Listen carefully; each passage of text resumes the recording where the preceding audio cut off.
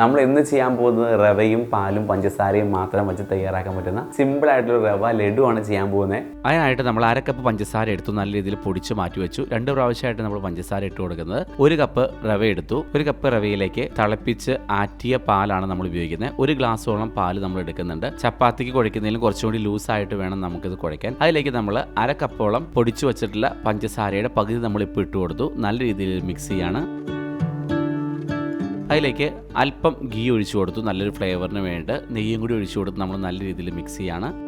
ഇനി നമ്മളത് ഫ്രൈ ചെയ്യാനായിട്ടൊരു പാനിലേക്ക് അല്പം ഓയിൽ ഒഴിച്ചു കൊടുക്കുകയാണ്. ഇപ്പോൾ നമ്മൾ മിക്സ് ചെയ്ത് വെച്ചിട്ടുള്ള മാവ് കുറേശ്ശെയായിട്ട് ഇട്ട് നമ്മൾ ഫ്രൈ ചെയ്ത് മാറ്റാണ്. ചെറിയ ചെറിയ പീസുകളാക്കി നമ്മളതിനെ സ്പ്രെഡ് ചെയ്തെടുത്തു. അതിന് നല്ല രീതിയിൽ ബ്രൗൺ കളറാക്കി ഫ്രൈ ചെയ്ത് മാറ്റി വെച്ചു. 2 പ്രാവശ്യമായിട്ടാണ് നമ്മൾ ഇത്രയും മാവ് ഫ്രൈ ചെയ്ത് മാറ്റുന്നത്. അതിൻ്റെ മെയിൻ ഇൻഗ്രീഡിയൻറ്റ് റെഡിയായി. ഇനി അടുത്തായിട്ട് നമ്മൾ തേങ്ങാക്കൊത്ത് ആണ് നമ്മൾ ഫ്രൈ ചെയ്തെടുക്കുന്നത്. എണ്ണയിൽ തേങ്ങാക്കൊത്ത് ഇടുമ്പോൾ ശരിക്കും പൊട്ടിത്തെറിക്കും, അപ്പോൾ ശരിക്കും ശ്രദ്ധിക്കുക. അത് നല്ല ബ്രൗൺ കളറിലായി നമ്മൾ കോരി മാറ്റി വെച്ചു. ആദ്യം തന്നെ മിക്സിയുടെ ജാറിലേക്ക് തേങ്ങാക്കൊത്ത് നമ്മൾ ഇട്ട് കൊടുത്തു. അതിനുശേഷം ഫ്രൈ ചെയ്ത് വെച്ചിട്ടുള്ള റവയുടെ മിക്സ് നമ്മൾ അതിലേക്ക് ഇട്ട് കൊടുത്തു. അതൊരു പൗഡർ രൂപത്തിൽ നമ്മളതിനെ പൊടിച്ചു മാറ്റി. ഇനി ഇതിലേക്ക് ഏലക്കായ പൊടിച്ച് ഇട്ട് കൊടുത്തു. അല്പം കൂടി നെയ്യ് ഒഴിച്ചു കൊടുത്തു.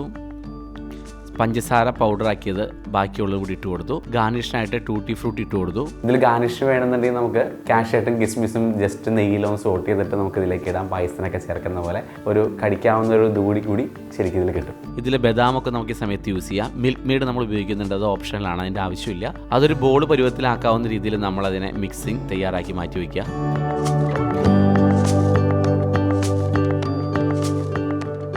നമുക്ക് മിൽക്ക് മെയ്ഡ് ചേർക്കേണ്ട ആവശ്യമില്ല. അല്ലാതെ തന്നെ കുറച്ച് വെള്ളം ചേർത്താലോ പാല് ചേർത്താലോ നല്ല ടൈറ്റായിട്ട് വരും. ഒരല്പം നെയ്യിൻ്റെ ഒരു ഫിനിഷിംഗ് കൂടി കൊടുത്താൽ നല്ല ഭംഗിയായിട്ട് സിമ്പിളായിട്ട് ചെയ്യാൻ പറ്റുന്ന ഐറ്റമാണത്.